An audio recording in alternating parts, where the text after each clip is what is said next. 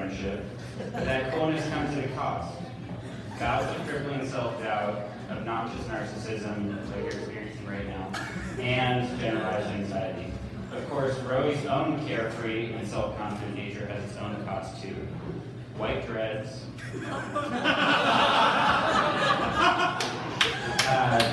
a near constant flatulence, and again, parachute pants.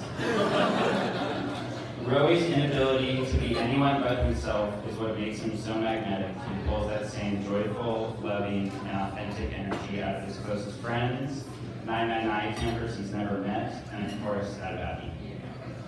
But this relationship stuff, this was the one place where I've seen Roey have his guard up. When I first heard about Abby, Roey tried to play it very cool, similar to what you heard earlier. You know, yeah, there's this girl, we see each other at these different camp things, she lives in DC, she might or might not move to Encinitas, and you know, it's chill, it's all good. But I know Roey actually having things under control versus acting like things are under control. And acting like things are under control is usually reserved for situations that can be a little overwhelming. Like if you really like someone, like if you really love someone, and you're asking them to move across the country to be with you, and you're not quite sure if you're worth it for them to do all that.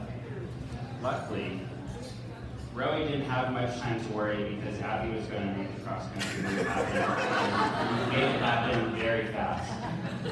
And in the intervening years since that first big leap of faith, it feels like there has just been a non-stop stream of trust falls with Abby and Roey being there to catch each other every time.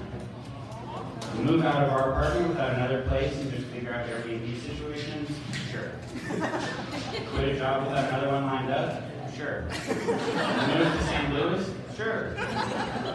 It is such a beautiful thing to witness one of your most special, caring friends find someone who loves him so much that he can let go of any little fear or self-doubt.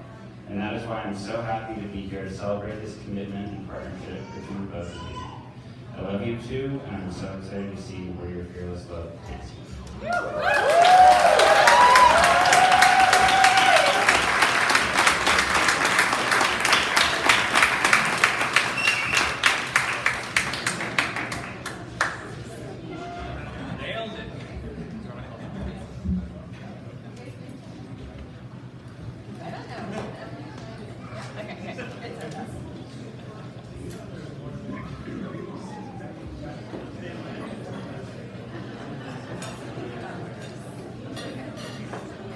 Okay.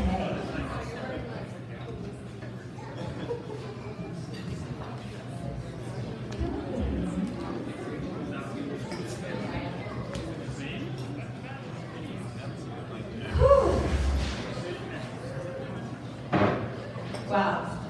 I've told a lot of people tonight that I'm just in a state of shock. I know those that have gotten married before probably understand what I'm feeling, but it's kind of overwhelming to see everybody here, and this is so exciting, and thank you for making the treacherous, scary trek all the way to little St. Louis.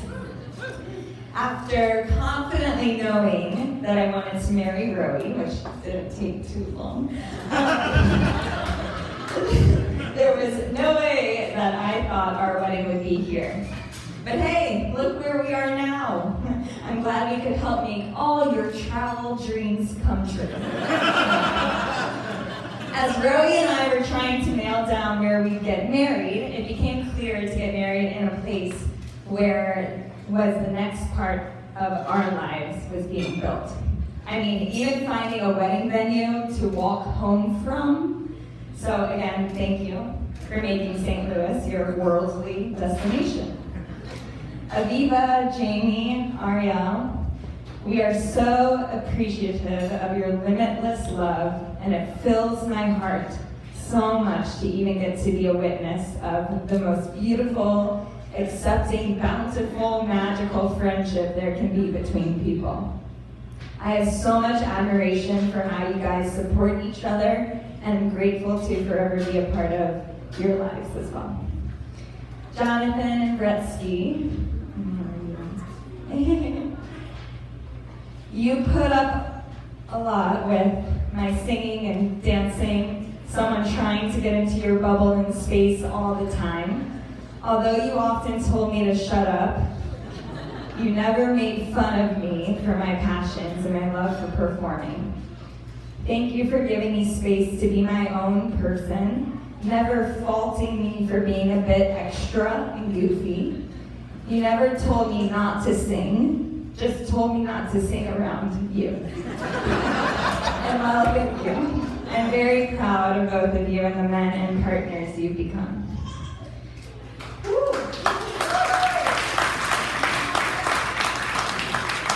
Sharon, yes. Yes, see, and Sharon. Yeah. Ooh, okay. This has been such a beautiful evening and perfect way to officially kick off the weekend. I learned a lot from Yossi in working alongside him to plan tonight. Never, ever accept the first price someone gives you. Always try to talk directly to the boss's boss.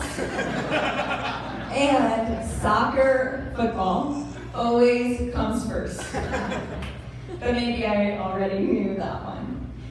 Thank you to you both for being so incredibly loving and welcoming me into the family from the moment we met. The Crudies have this really sweet motto that if my son loves you, we love you. And I have never not felt loved by you.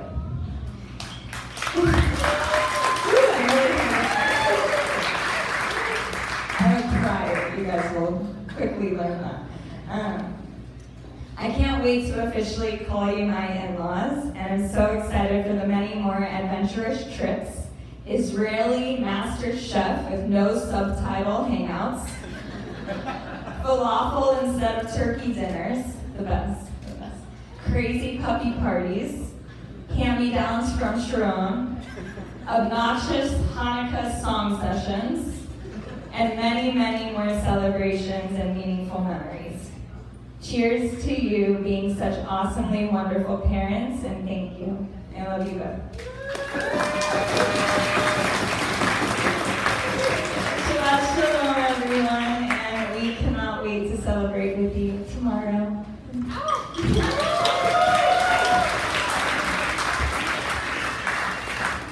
Okay, so those two planned everything to the T. Like, when I said to the T, 7:02, band start playing. 7:45, food is being served. 8:05, first speech. I decided we need to disrupt this nonsense. And, you sit down. And I want to invite whoever want to come first, okay? And give some of peace of mind to Roy. Anybody want to volunteer first? Rumi. And I just want to tell you, Rumi is a wonderful Chicago/Israel tribe, and when I told Roy be more loose about a month ago, he said, this is not an open mic evening. Right? Okay, it is an open mic right now. And here goes Rumi. Thank you. Thank you. So, Abby, you forgot one more little family that you have that I would like to represent. It's called the Woo Woo! Who gave that name? You did. Okay, so one of your friends before talked about Ro'i and how you are able to talk your way. So I've got a little story for you guys, but we're going back like 30 years ago. Okay, so there's these three little kids, Ro'i, Adam, and Dro, my oldest daughter, our oldest daughter, and our three families became very, very close. We came all to Chicago. We didn't know we knew nobody there. So we became close friends. We're Jewish, we come from Israel. We have three kids the same age. and in a minute we became like a family. So we had weekends together and holidays together, and like good moms and dads, we also loved shoving the kids to one another for sleepovers. It was fantastic. So Oi and Adam would come to sleep over by us, Mom and Adam come to sleep over by you, etc. So here we are this evening. It's about 30 years ago, and we're talking Chicago, and we're talking winter. So it's freezing and lower than that. And it's our turn to invite you to sleep over. So Oi and Adam come over to sleep over by us. We're having a good time, and we do all wonderful stuff, and we play together, and it's time to go to bed. So, I'm a good mom, I know what Lila likes, I know what Sharon likes. Make a nice good bath for everybody, put the pajamas, they have their bags ready, everything's cool, and it's time to go to bed. Now, Kobe and I are not very good parents, education-wise. And when I say time to go to bed, it wasn't exactly 7 or 8 o'clock in the evening. It was more like 1 o'clock in the morning. So, okay, it's time to go to bed. And here we go. So we put you guys in the bed and close the door, not the door, sorry, the lights, and we say goodnight. And Kobe and I go to the living room, and soon, 2 seconds later, I get these 2 little midgets coming over, Adam and the spokesman here. So you knew to make your ways talking way, way long ago. So anyways, the spokesman looks at us and says, we want to go home. We want to go home. So I look at Kobe and I don't know what to do. It's 1 o'clock in the morning. I mean, I'm afraid to call Lila or Sharon and say, the kids want to go back home. I can't do that. So what do I do? But fortunately for me, I'm married to Kobe. And Kobe looks you straight in the eye and says, okay, go home.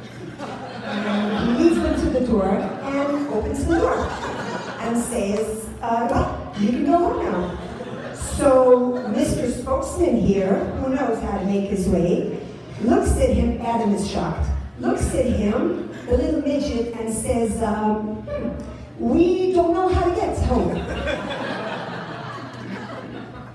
Thank God for Kobe. He says, give me 1 second. He disappears, comes back after 2 seconds with a map. And shows Mr. Spokesman and his friend, here's our house, here's where you live, and here's where you other guys live. So he doesn't like the answer. And he's looking at Adam and is like, okay, we have a situation here, but Hoi is Hoi. And he's a very clever one, you always were very clever. So he looks to Kobe and he says, and he's looking outside, it's freezing cold. He looks outside and he says, but it's dark. We will not be able to make our way. So Kobe looked back at you and said, no problem, give me a minute.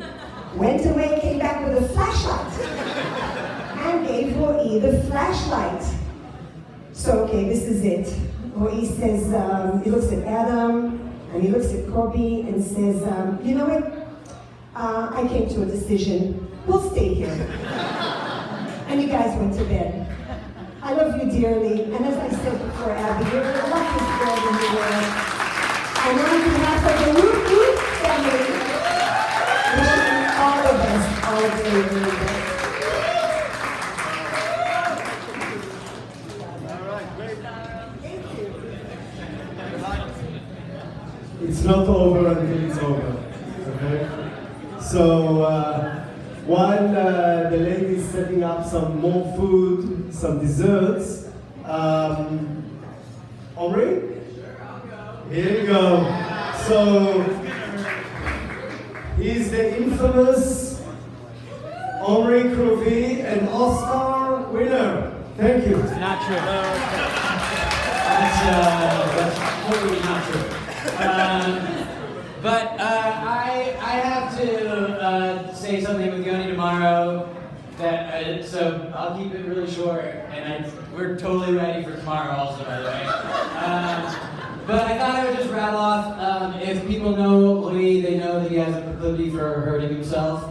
So I thought I would just share a few real quick ones. When we lived in Valencia, I had one of those basketball hoops that you have on the back of your door, and what he tried to do was a super cool dunk, and then left an ass print in the drywall. And then another time at surf camp, he got stung with it by a jellyfish on the pee-pee. And then one time he dove nose first into someone's feet and broke his nose. Couldn't blame him for that one. And when we went snowboarding for the first time, within the first half hour, he broke his wrist on the bunny hill. That was a really fun trip. And then he got cancer, but he got over that one. He got over that one really quick. So it's a story of resiliency, and I love you.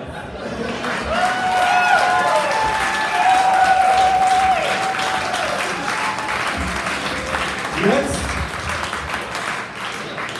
I don't see where is the famous one and only Mr. Whalen.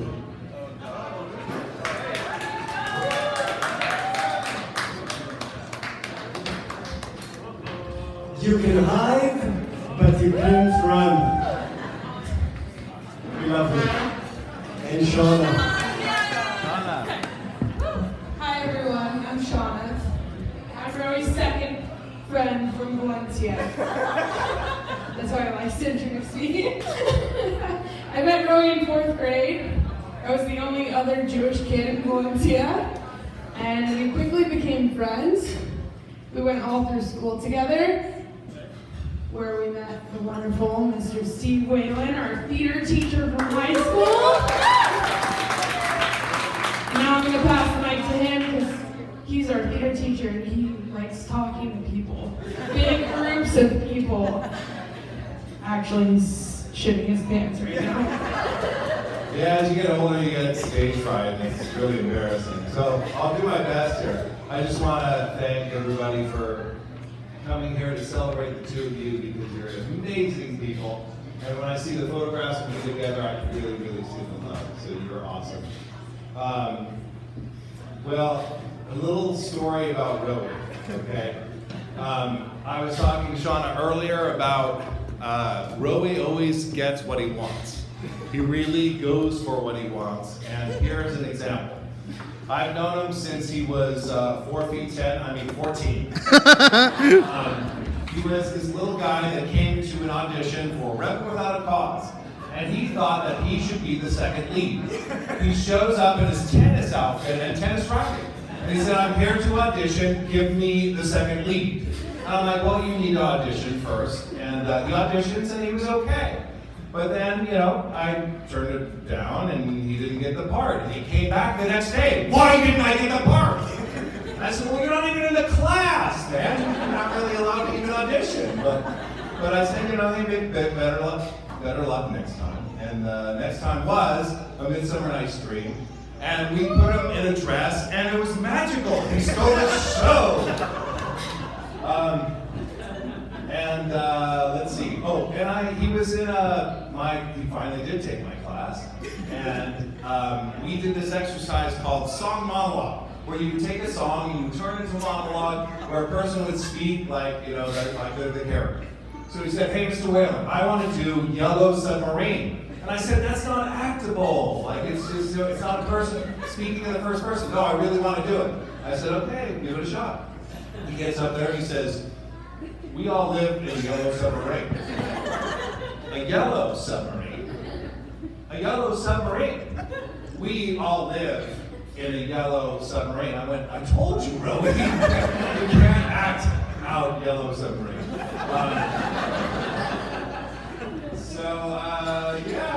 That's a lot of what I want to say about Rowie. But one last thing when it comes to Rowie graduating. So he missed a few days his last semester when he was, he had some health issues. And the teacher that was teaching him AP English was not going to allow him to pass the class. He was probably going to get an F, and he had already been accepted into Berkeley.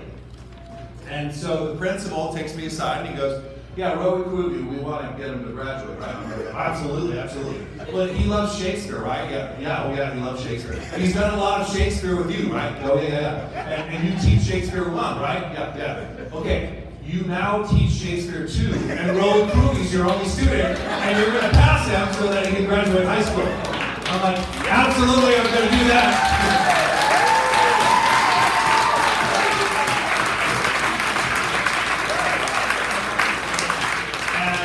I just gotta say, oh my God, what an incredible program I had, thanks to Roe and Shauna. We have Danny Smite here, I don't know if his brother showed up. But, you know, Valencia High School, Valencia, California, represent and peace out!